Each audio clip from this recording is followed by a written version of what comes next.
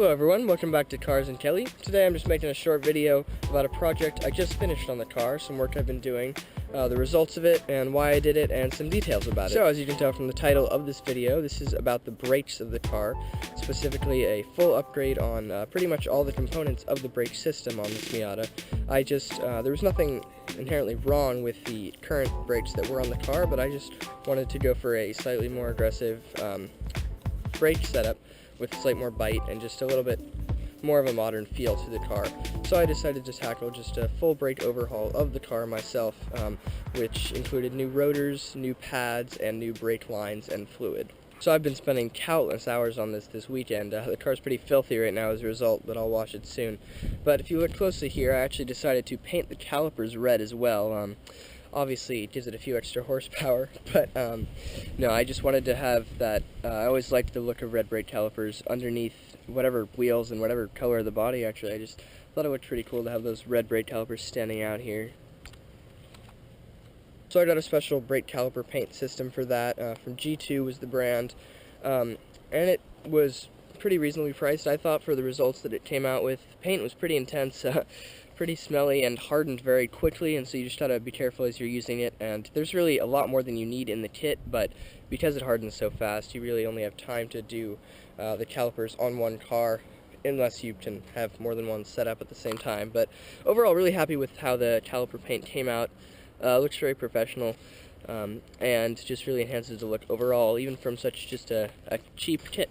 Anyway, now onto the more important parts of the brake upgrade, which are the rotors and the pads and the lines. So I'll first start with the brake rotors. So after doing some extensive research on the Mazda Miata forums and just looking at the opinions of what a lot of owners had to say about brake upgrades and what really was the most important component, the general consensus I got was that rotors were not the most important component. That's more about the pads, and so I opted to go with just some cheap Napa Auto Parts blank rotors. They were very cheap, just about 20 bucks a rotor, brand new all around. So again, nothing fancy here, not cross-drilled or swatted, but from what I read, those are more of just a cosmetic thing and don't actually enhance the braking performance that much. Actually could take away from some of the stability and rigidity of the brake rotor. So I just went for some stock blank rotors. Now onto the brake pads, which this is the very much the most important part of the braking system. And so the ones that were on here before were, I'm pretty sure, just some stock kind of OEM style basic brake pads, and they worked fine. But again, I was just looking for a bit more bite, a bit more of an aggressive brake setup, but not too, track oriented or anything like that.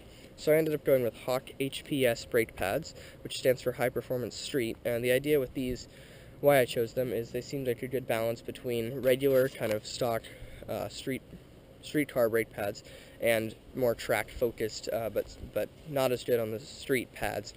So, on regular cars with just regular pads, they have very good braking performance just initially in the cold, just as you're driving around, not using high temperatures at all.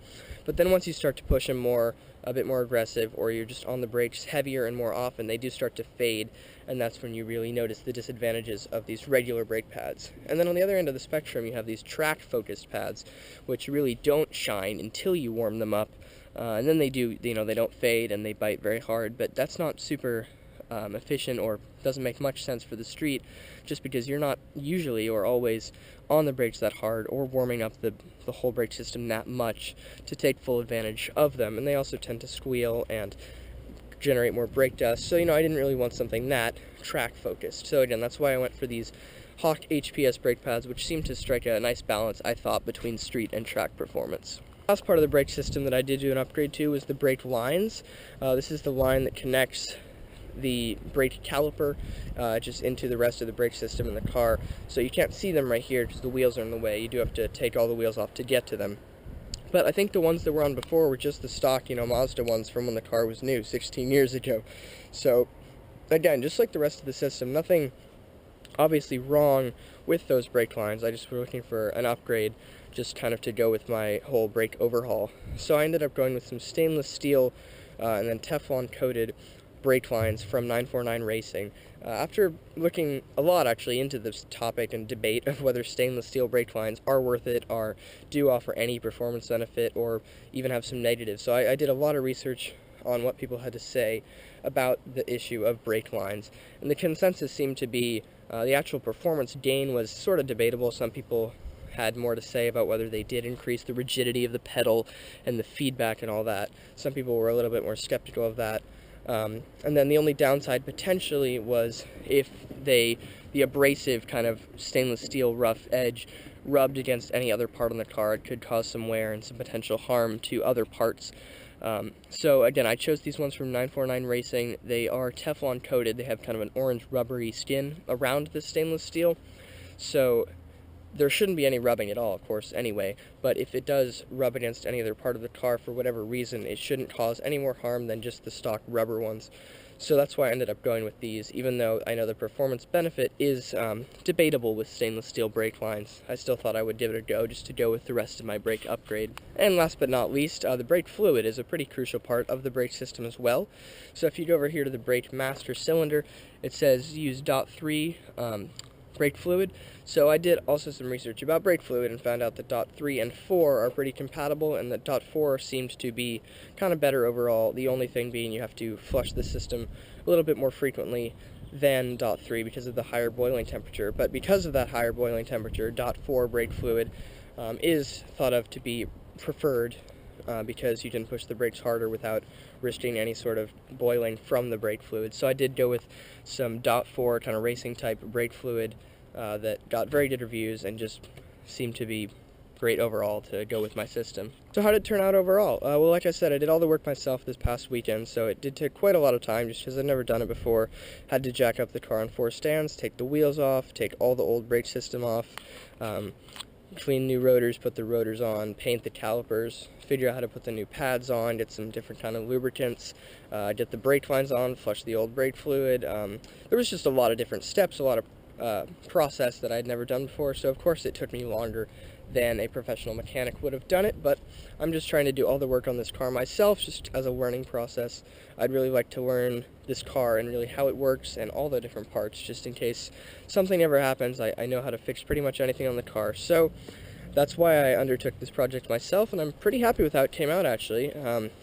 Like I keep saying, it took a lot of time, but I think it was really worth it, because there was really nothing wrong with, I think, my job. I got the brake rotors on without any trouble, the brake calipers painted, and the brake pads seemed to line up. I bedded them today, so kind of just breaking them in to get them to work a little better. And I think it'll still take a little more time before everything settles in, because it still feels like it's a little new and not ideal yet, but I think that's normal for, especially when you're upgrading or changing every part of the brake system, just to give it a little time to break in. But yeah, I'm overall really happy with how everything turned out. One negative, and this is not my fault really, but kind of something I noticed on my car specifically, is the brake bleeder valve. There's four bleeder valves, one on each wheel, and that's for when you're changing the fluid, so you can get all the air out of the system, and so the brake pedal's firm and there's no air to interrupt the flow of the brake fluid. So you're supposed to do that. You're supposed to bleed the system every time you change the fluid, or just every now and then, just to be sure. So after I put all the new fluid in, I was bleeding the brakes, and all 3 of the wheels worked, or at least bled pretty well, except for the front left, which I noticed the screw was kind of messed up, in which when I opened it to try to release the flow of fluid, it didn't actually come out where it's supposed to. It came out kind of leached out of the nut itself, not actually out of the tip of the bleeder valve. So because of that, I think my system might not be completely free of air.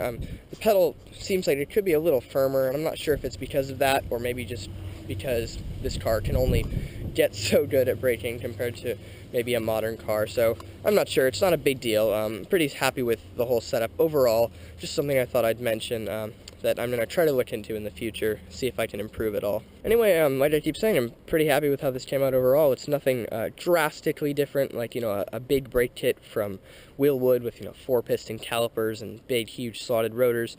So it's more of like an upgrade from the stock versus a huge kind of racing type change.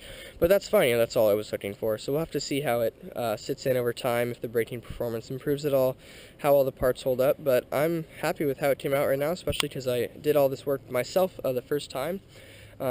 So yeah, I'll see how it holds up, but I'm really happy with this upgrade.